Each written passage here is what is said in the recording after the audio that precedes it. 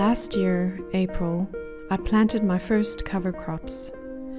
A patch of black oats on one side and a patch of vetch interplanted with red clover on the other side.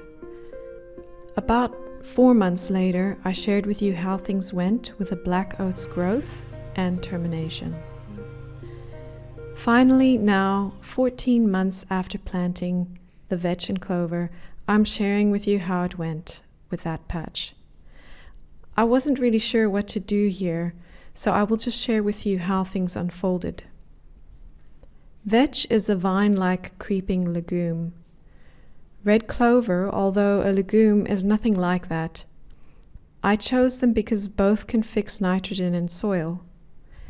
But my first mistake, aside from planting them together, was I didn't sow enough seeds.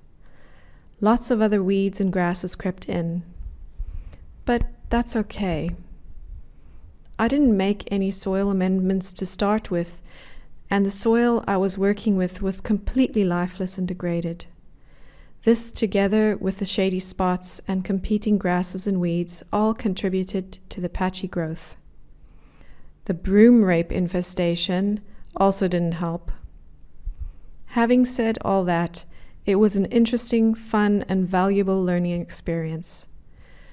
The vetch went to flower much quicker than the clover. Interestingly, the vetch crept onto weeds and grasses, but not onto the clover. But because of its quicker, more bushy growth habit, it was casting shade over the clover, which also contributed to the clover's slower growth, I believe.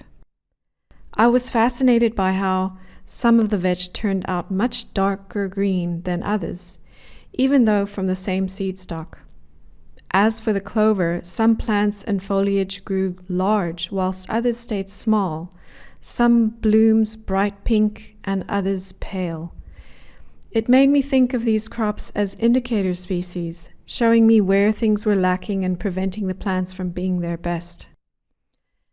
The vetch started flowering 7 months after planting from seed. This is when I decided to terminate it. Because it was such a small patch, seeded in rows, I decided to terminate each plant individually by cutting the stem just below ground level when just over 50% of the vetch plants had gone to flower. I hoped that with termination of the vetch that the clover might get more sun and finally go to flower. Things started to look patchy after I took the bulky vetch out. I later did discover one vetch plant that set seed, which is great because I wanted to show you what it looked like. November, 8 months after planting the seeds, the clover began to flower. I fell in love and I decided I wanted to see what happened if I let them complete their full life cycle. I noticed how much life they attracted. I noticed the strength of the plant. I noticed its irresistible, delicately sweet, grassy scent. I only harvested a few select blooms, which I dried for herbal infusions. The plan, however, is to grow it again as the land improves, to hopefully have much more to harvest then.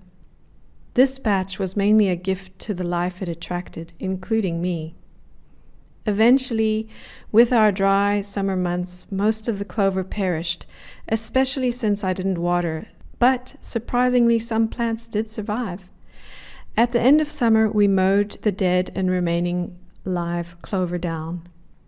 I had checked for seed but discovered hardly any. I had read somewhere that it can be that they don't set seed well the first time around. I'm excited to see what happens on this patch in spring. We are now entering our second winter. I've decided to once again leave this patch. The grass has taken over and I'm letting it, although I have recently added some cured horse manure and planted some white clover, buckwheat, alfalfa, and goosefoot. I'm secretly hoping lots of red clover will resurface. The plan is to once again let it be a bit of a wild meadow. And if the grass and other weeds decide to completely take over, that is okay too, because I know from past experience how good grass and weeds are at helping to restore the soil under them, leaving it in a much better state for something else to later grow in its place. After all, Just like the oats, clover and vetch, they too are cover crops.